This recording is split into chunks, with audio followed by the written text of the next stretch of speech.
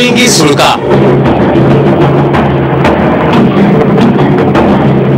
पाहता क्षणी छातीत धडकी भरावी अशी टोकदार उंची। जुन्नर तालुक्यातील अतिदुर्गम अशा घाटघर गावाजवळ शेजारीच किल्ले पावधन।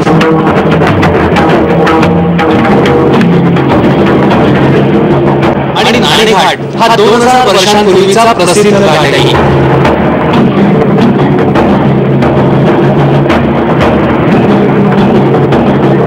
मात्र कातळारोहणाच्या अवघड श्रेणीमुळे वानरलिंगी हा सुळका गिर्यारोहकांना नेहमीच आव्हान ठरलाय।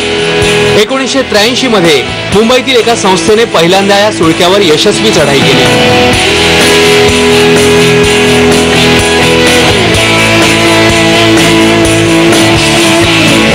आणि गिर्यारोहकांना कातळारोहणासाठी एक नवा मार्ग खुला झाला। या सुळक्यावर जाण्यासाठी नैऋत्य दिशेकडून एकच कातळारोहण मार्ग आहे।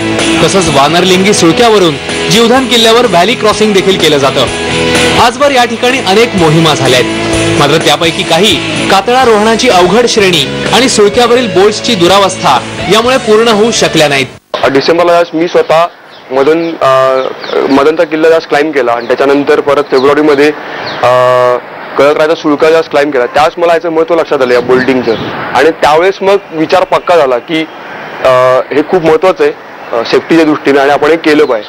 आणि त्यावेळेस मग आमची पावलं त्या दृष्टीने पडायला सुरुवात झाली। आणि मग त्यांच्या काही टेक्निकल अडचणीमुळे म्हणजे ड्रिल मशीन वेळेत येत नसल्यामुळे तो प्रोजेक्ट पुढे चालला होता। शेवटी त्याची डेट फायनल झाली 11 ते 16 मार्च। आणि मग त्यात जेवढा काही वेळ आम्हाला अवेलेबल होता साधारणतः 15 ते 20 दिवस, त्यास आम्ही मनाचा हिया केला आणि ठरवलं की आता करायचंच आहे। आता नाही केलं तर परत कधी नाही, कारण एकदा उन्हाळा संपला की मग हा प्रोजेक्ट डायरेक्ट आपल्याला पावसाळ्यानंतर करायला लागणार आणि मग हा जो फेस आहे अवघड तो डायरेक्ट डिसेंबरमध्ये लोकांना ओपन झाला असता। तोपर्यंत या किल्ल्यावर किंवा या वानरलिंगी सुळक्यावर जे लोक ऍक्टिव्हिटी करणार त्यांच्या दृष्टीनं हा अजिबात सेफ नव्हता आणि एखादा ऍक्सिडेंट होऊ शकला असता। तर तो होऊ न देणं हे आमच्या हातात होतं आणि म्हणून आम्ही पटापट पावलं उचलायला सुरुवात केली। त्यामुळे सेफ क्लाइम्बिंग इनिशिएटिव्ह आणि गिरीदर्शन ट्रेकिंग क्लबच्या सदस्यांनी वानरलिंगी रिबोल्टिंगचं काम हाती घेतलं। त्यानुसार मोहिमेच्या पूर्वतयारीला ऑक्टोबर पासून सुरुवात करण्यात आली। नोव्हेंबर मध्ये प्रत्यक्ष ठिकाणाला भेट देऊन पाहणी करण्यात आली आणि 11 ते 16 मार्च हा कालावधी रिबोल्टिंगसाठी निश्चित करण्यात आला। यातल्या प्रत्येक दिवसाचं योग्य नियोजन करण्यात आलं होतं। मोहिमेसाठी दोन्ही संस्थांच्या सदस्यांच्या वेगवेगळ्या तुकड्या करण्यात आल्या होत्या, त्यांच्यात कामांची विभागणी करण्यात आली होती। त्यानुसार पहिल्या दिवशी सर्व सदस्यांना जीवधन किल्ल्यावरील कोकण दरवाजा जवळच्या कातळावरील वाटेवर बोल्ट मारण्याचं प्रशिक्षण देण्यात आलं।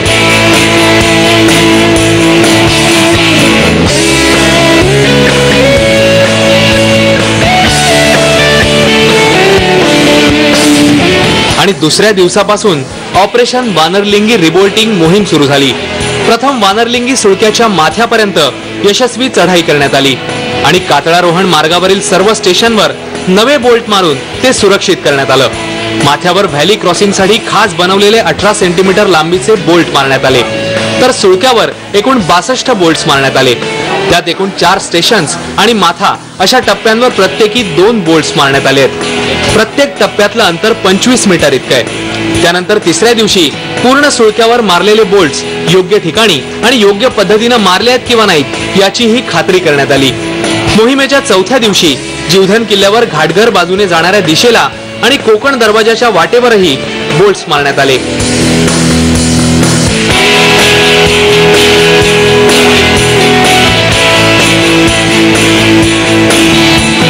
जीवधन किल्ल्यावरून वानरलिंगी सुळक्यावर जिथे व्हॅली क्रॉसिंग केलं जातं त्या जागेवर सुद्धा बोल्ट्स मारण्यात आले। आता वानरलिंगी सुळका आणि जीवधन किल्ला गिर्यारोहणासाठी एकदम सुरक्षित बनलाय। रिबोल्टिंग मोहिमेमुळे गिर्यारोहकांना या सुळक्यांवर चढाई करताना आता जीव धोक्यात घालावा लागणार नाही। सेफ क्लाइम्बिंग इनिशिएटिव्ह आणि गिरीदर्शन ट्रेकिंग क्लब या दोन्ही संस्था गेली काही वर्ष गिर्यारोहणाच्या क्षेत्रात कार्यरत आहेत। रिबोल्टिंगच्या या मोहिमेत या दोन्ही संस्थांच्या 30 सदस्यांनी सहभाग घेतला होता। बेसिकली महाराष्ट्रामध्ये क्लाइम्बिंग आता हळूहळू लोकांमध्ये प्रचलित होतंय की आता लोकांना क्लाइम्बिंगची पण ट्रेक बरोबर गोडी निर्माण व्हायला लागली आणि इथे आम्ही पूर्ण वानरलिंगी सुळक्यावर एकूण 62 बोल्ट मारले, ज्यामध्ये 4 स्टेशन आणि 1 समिट आहे। तर समिटवर सुद्धा आम्ही 2 व्हॅली क्रॉसिंगसाठी मोठे 18 सेंटीमीटरचे बोल्ट्स मारले, जेणेकरून जे लोक जीवधन किल्ल्यावरनं वानरलिंगीमध्ये व्हॅली क्रॉसिंग करतात तर त्यांना त्या बोल्टचा वापर करता यावा आणि जे ती ऍक्टिव्हिटी करतील तर ती सेफ व्हावी, असं मुख्य उद्दिष्ट आहे. त्याबरोबर आम्ही जीवधन किल्ल्याला पण बोल्ट्स मारले, जिथे जिथं अवघड पॅचेस आहेत जीवधन किल्ल्यावर राहणार, एक घाटघरकडची वाट आणि प्लस दुसरी कोकण दरवाजाची वाट, तर तिकडे पण आम्ही 6 आणि 4 अशा पद्धतीनं बोल्ट मारले. आणि शिवाय व्हॅली क्रॉसिंगचा जो सेटअप करतात जीवधन किल्ल्यावरनं त्या ठिकाणी आम्ही 5 बोल्ट्स मारलेले आहेत. आणि यातनं अपेक्षा अशी आहे की जे नवे नवे रॉक क्लाइंबर्स तयार होतात आपल्या इथे, काही लोक असे असतात की ज्यांना करायची इच्छा असते पण तिथं मारलेले बोल्ट हे बेसिकली सेफ नसतात आणि मग त्यांना स्वतःच्या जीवाशी खेळायचं धोका पत्करायचा नसतो. आणि आता जर हे बोल्ट मारले तर त्यांना एक कॉन्फिडन्स येतो की अरे हां, मी ज्या बोल्टवर माझी क्यूडी टाकतोय किंवा माझं इक्विपमेंट लावतोय ते सेफ आहे, त्याचं लाईफ 50 वर्ष आणि ते 3000 kg पर्यंत वेट करू शकतात.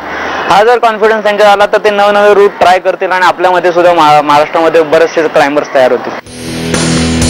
या मोहिमेसाठी बनवण्यात आलेले बोल्ट्स आंतरराष्ट्रीय दर्जाचे आहेत. या बोल्ट्सचं आयुष्य 50 वर्षांचं आहे आणि विशेष म्हणजे एक बोल्ट तब्बल 3000 किलो वजन पेलू शकतो. म्हणजे सह्याद्रीमधील एखादा कातळारोहण मार्ग हे बोल्ट मारून सुरक्षित केला तर 50 वर्ष गिर्यारोहकांचा जीव सुरक्षित राहील याची खात्री आहे. चला तर मग तुम्ही सज्ज व्हा वानरलिंगी आणि जीवधन किल्ल्यावर गिर्यारोहणासाठी. मयुरेश कोंडूर, स्टार माझा, पुणे.